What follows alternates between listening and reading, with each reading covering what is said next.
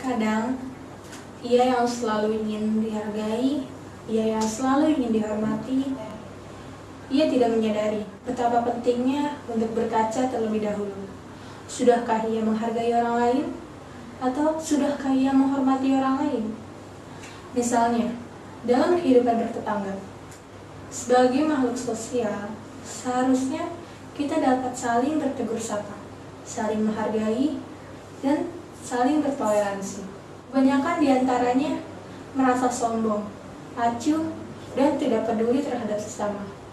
Alasan tidak mau berinteraksi, mereka beranggapan bahwa mereka dan lingkungannya tidak satu kasta. Ini salah satu contoh ciri orang yang tidak mencintai diri sendiri. Bagaimana sih orang yang tidak cinta diri sendiri?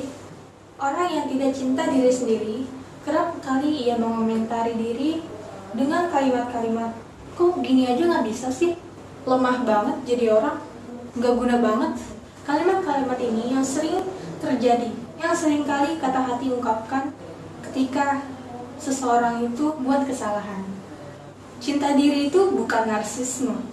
Orang yang narsis menganggap dirinya paling benar, paling hebat, egois, congkak, dan juga rakus perhatian. Sementara orang yang cinta diri sendiri, ia lebih bisa menghargai diri sendiri dan menjadi individu yang lebih baik untuk dirinya dan orang lain. Orang yang cinta diri, dia yang bisa bersahabat dengan dirinya. Cinta diri juga sangat berpengaruh dalam kehidupan sehari-hari. Seseorang yang tidak cinta diri, saat melakukan kesalahan kecil saja, ia akan mencambuk dirinya secara terus-menerus dengan komentar negatif, hingga mengerus harga dirinya. Seseorang yang tidak cinta diri sulit menjalani hubungan romantis yang langgeng, biasanya. Karena ia terus-menerus merasa tidak yakin dan tidak pantas untuk dicintai. Kemampuan kita memberi dan mencintai berbanding lurus dengan kemampuan kita mencintai diri sendiri. Seseorang yang tidak mencintai diri cenderung merasa insecure dan tidak aman. Ketika manusia merasa tidak aman, pilihannya hanya dua, fight or flight. Bertengkar dengan orang sekitar atau berlari dalam kesedihan yang tak berujung. Biasanya, kata hati negatif berasal dari suara-suara yang kita dengar di masa kecil. Apakah itu suara orang tua yang marah-marah, kakak yang mengancam, guru yang tidak puas dengan nilai kita, prestasi kita, atau teman sekelas yang merundung. Suara menghakimi ini terdengar berulang-ulang, seakan kita ini selalu salah dan tidak pernah cukup untuk mereka.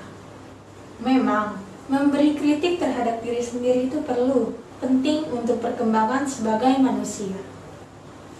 Namun, kerap kali suara kritik ini terlalu keras dan menghancurkan. Intonasi yang sesungguhnya sebenarnya tidak penting untuk membuat kita lebih baik. Kritik menghancurkan yang berkepanjangan bisa mendorong kita dalam keputusasaan, bahkan bunuh diri karena benci terhadap diri sendiri. Mulailah tumbuhkan cinta dan jadilah sahabat bagi diri sendiri. Ketika kata hati mulai mencambuk cara bertubi-tubi, sadarilah, ganti suara ini dengan suara-suara yang membuatmu tenang, menenangkan. Suara-suara yang pernah kalian dengar dalam hidup ini. Apakah itu suara orang tua yang menenangkan, suara sahabat terbaik, suara psikiater, atau suara penulis favorit yang penuh kebijaksanaan.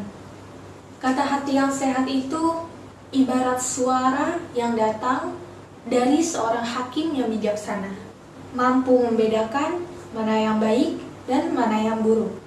Dari sini perlu kalian pahami. Mulailah untuk memilih akan menjadi apa kalian untuk diri sendiri.